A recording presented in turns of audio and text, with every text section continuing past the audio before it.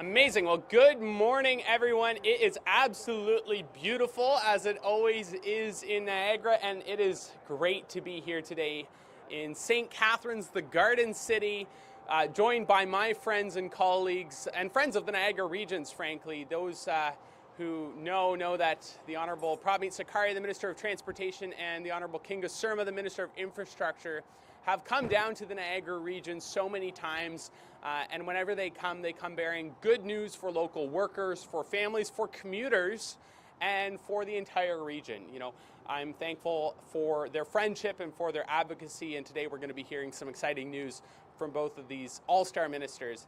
I'm also thankful to be joined today by Jim Bradley, the chair of the Regional Municipality of Niagara, Matt Cisco, the mayor of the city of St. Catharines, the mayor of Welland, Frank Campion, and the Lord Mayor of Niagara-on-the-Lake, Gary Zalepa, who are all leading the charge for municipalities progressing towards a stronger, more vibrant Niagara, and I want to thank them for joining us.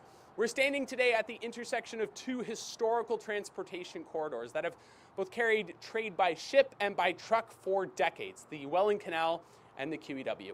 And in the face of unjust American tariffs and global uncertainty, these transportation corridors are more critical than ever to protect our local, our provincial, and really our national supply chains. As was talked about in the 2025 Ontario budget, a plan to protect Ontario, our government is committing almost $30 billion, that's with a B, to support the planning and construction of highway expansion and rehabilitation projects. And Mayor Cisco and I were talking a little bit earlier, and I have to tell you, after talking about the weather, the number one thing that people like to talk about in Niagara, I think, is the traffic. And this is because, of course, of how crucial the QEW corridor is to our entire region as a real backbone of this region. Now, the plan that has been unleashed in the 2025 budget is the most ambitious capital plan in Ontario's history, as our government builds the infrastructure that communities and municipalities need to grow and prosper. It's all part of a greater vision to make Ontario the most competitive place to invest, create jobs, and do business in the G7, while also investing even more in critical infrastructure, healthcare, and education. So today, I look forward to hearing another good news milestone announcement for Niagara, and I would like to invite Minister of Transportation, Minister Prabmeet Sarkaria, to tell you more about why we are here today. Welcome, Minister Sarkaria. Thanks, Sam. Good morning, everyone, and thank you very much, Sam, MPP Oster, Minister Osterhoff, for that kind introduction, and fearless and fierce advocate for his community in the Niagara region.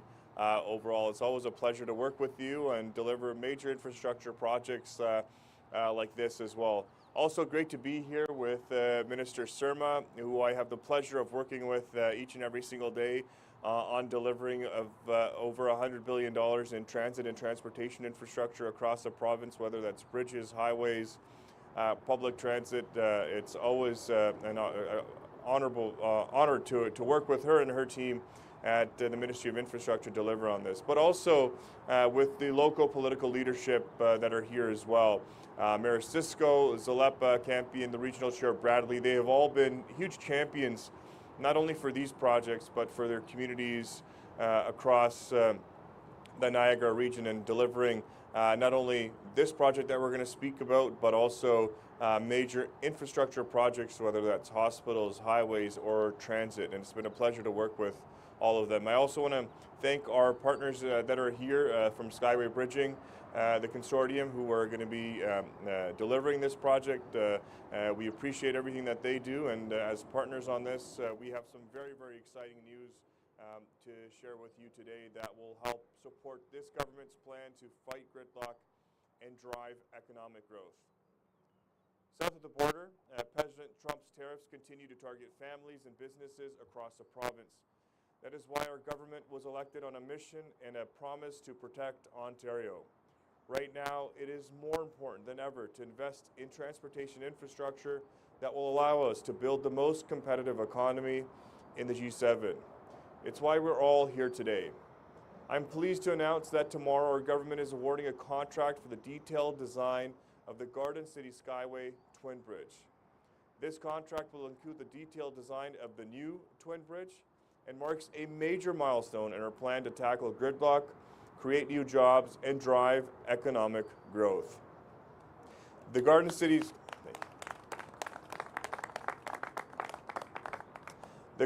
Skyway is critical to trade in our province. Every day it carries over 100,000 trucks and cars along the QEW.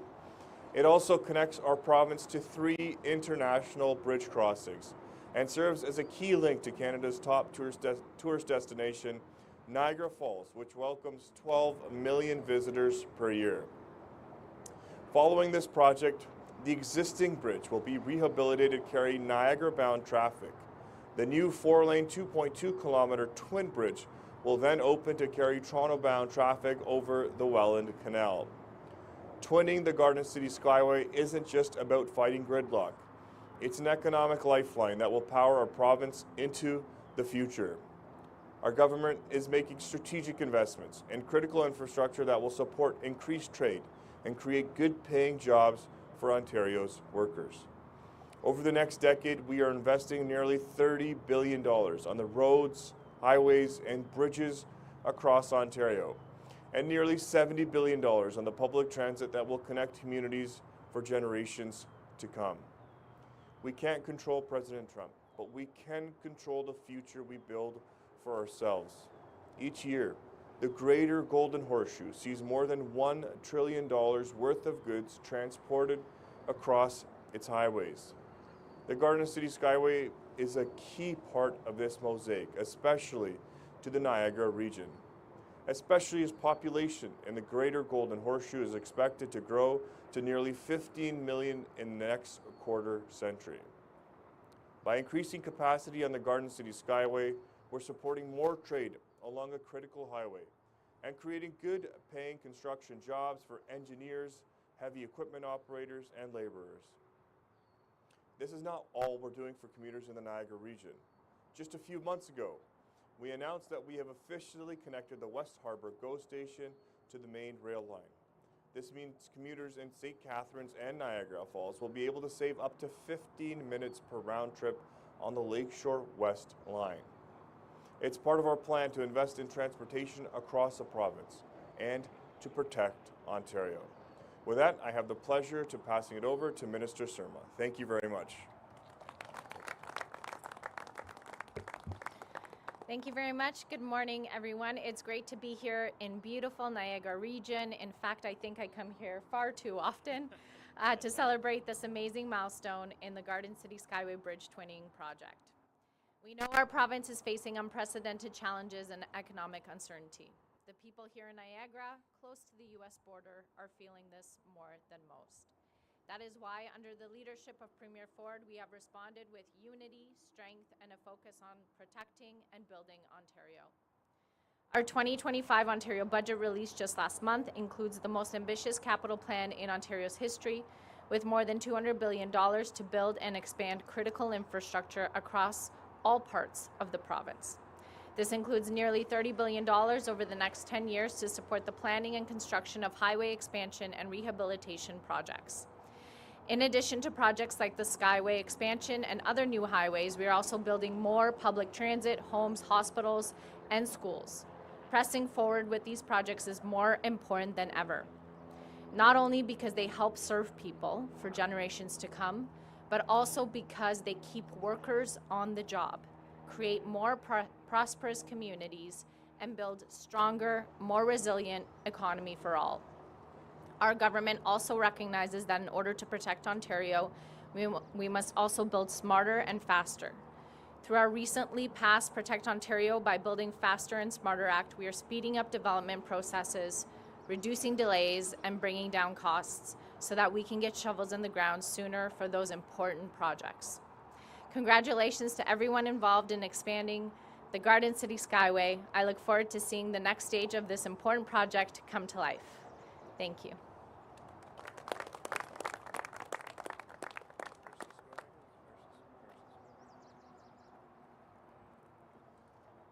Good morning, everyone. Before I begin, I do just want to respectfully disagree with Minister Surma. She is not here too much. She can actually come down as often as she would like, especially when she pairs it with Minister Sarkaria. We always appreciate seeing them here in Niagara.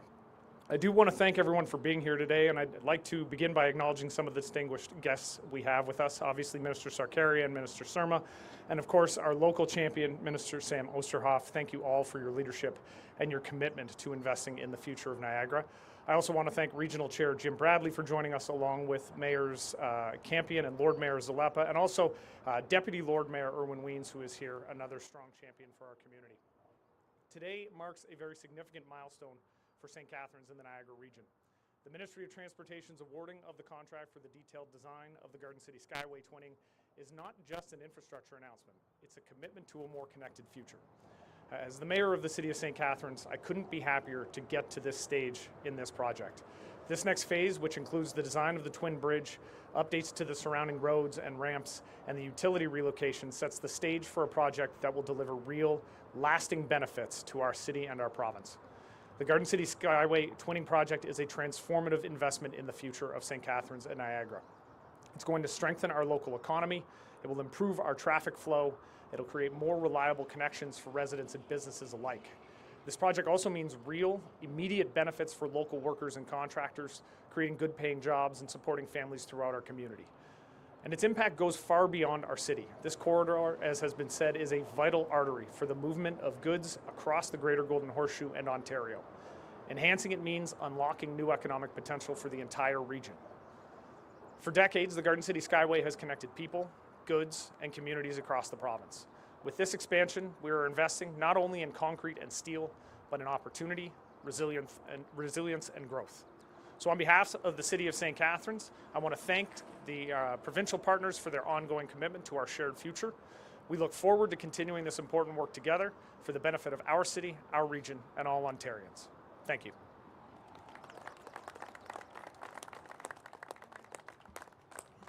We'll now go to questions. If reporters could line up at the microphone behind me, please identify yourselves by name and outlet, and it will be one question, one follow-up. First question. Hi, Minister. Jack Howan from the Trillium. We reported yesterday that Metrolinx had a falling out with Deutsche Bahn. They scaled back their GO expansion plans, and they're still unsure about the scope of the project years later. Is that acceptable to you? And if not, what do you plan to do about it? Well, look, with any of our contractors, if they are not hitting milestones, they will not continue to move forward. And I think the team at Metrolinx has worked with a variety of partners across many different projects. We are launching one of the largest, if not the largest transit expansion in North America's history of $70 billion over the next 10 years. We work with many partners throughout that. But ultimately, if those partners are not hitting milestones, we will hold them accountable. And in this situation, that is exactly what has happened. But there is no impact to passenger service throughout this. Last year we increased service by over 300 trips per week on GO Rail and GO Transit. We're going to continue to deliver upon that. Two-way all-day GO across our network is the goal that we have and the goal that we will achieve. We'll do that through the investments that we're making, the $70 billion over the next 10 years. So you mentioned the partners meeting Deutsche Bahn, but Metrolinx also said internally that it was having affordability challenges with the GO expansion project. Now your government obviously hasn't been shy about funding big transit projects. So does Metrolinx have a funding problem or a culture problem? And are you confident in its ability to deliver GO 2.0? I'm very confident in Michael Lindsay and the team at Metrolinx and their ability to deliver the GO expansion projects. We have shown since taking over as the government in 2018, just in the Niagara region, we've got to 3 trips, I think, per day now, 4 years ahead of schedule because of the work that we've done with GO Transit, the investments that we've made into public transit, into GO Transit. So I have full confidence in that. Look, there's no doubt that building transit is much more expensive today than it is before. But one thing that the Premier and our government has always been committed to when it comes to infrastructure, when it comes to public transit, highways, bridges, we invest in that. Minister Surma is undertaking the largest infrastructure plan at over to $200+ billion of investments across education, across healthcare, My goal is to continue that in public transit and highways, and we see the result of that across the network. 300 new trips per week added last year, and we'll continue to build upon that, continue to invest in that, and work with all levels of government to ensure that we get those projects across the board. Do you want to add anything?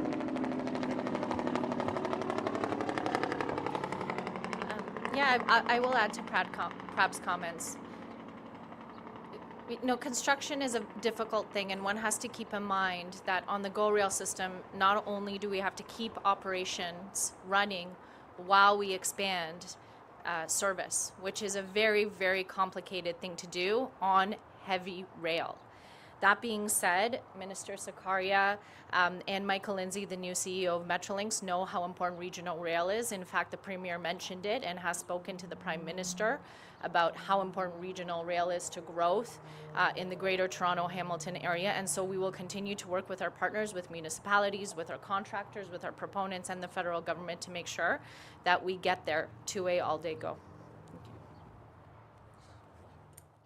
Hi there, Karina Walter from the St. Catharines Standard. I'm just wondering if you're able to say yet how much this Skyway project is costing, and as part of that, obviously when you first started this planning and put out the request for proposals, it was before the tariff issues with the states, and I'm just wondering how that has affected the process, or if it has at all. So we wouldn't get into the specifics of the dollar value just to protect the process as it continues to move forward on it. But it is a part of our $28 billion plan on building bridges and highway infrastructure across the province. What I can say very proudly is the members that we have building this bridge and the consortium behind here are very trusted and proud partners that will hire hundreds and thousands of workers, not only from the region, but from Canada. And we'll work with them to ensure that we are using as much Canadian products and Ontario-made products as possible. And I think we've seen that from their commitment on many other projects that they've done with the province that they continue to do as well. And so we will look forward to working with them, whether it's the design phase or the construction phase, on ensuring that it is as Canada and Ontario focused as it possibly can be.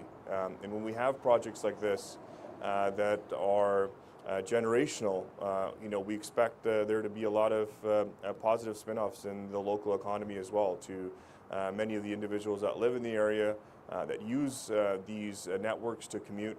But ultimately, the most important part of this project is also the continuation of trade that is going to happen across the Niagara region with the 3 border crossings that are going to be assured here. The part of this plan that really helps supports the region is the fact that that both bridges will be built, and we are mitigating any impacts to traffic as much as possible through the way that we are building this project and twinning the bridge as well. So ultimately, this will be a very good outcome for the people of Niagara, and continues to support the trade in the region, and a lot of it is the focus on the economy here through this project. You mentioned the gridlock before and this helping with some of that, and I'm just wondering, do you have plans to expand the QEW on the other side then yet? And is there a timeline for that? And does your government have any other plans for relieving some of the congestion between St. Catharines and Burlington, which can be pretty bad at times around the Lincoln area? A little hard to hear you on that, I apologize. I heard the first part of the question, not the second part, sorry. Yeah, my second part was just, do you have any other plans for relieving some of the congestion between St. Catharines and Burlington on the QEW? Yeah, so one of the announcements that we made in the campaign right here in the Niagara region was the expansion of the QEW. We also, the Premier at that point noted that he would invest an additional $20 billion into infrastructure investments. So a key part of that is from the Burlington Skyway and approximately 20 plus kilometers thereafter, which we will invest and start the process on the expansion. The one thing that we're committed to as a government is building that capacity on the highways, to building the capacity, whether it's highways or transit. And you will definitely see that moving forward. It's something that we committed to in the campaign, and something that we have, assure you that we will continue to do so.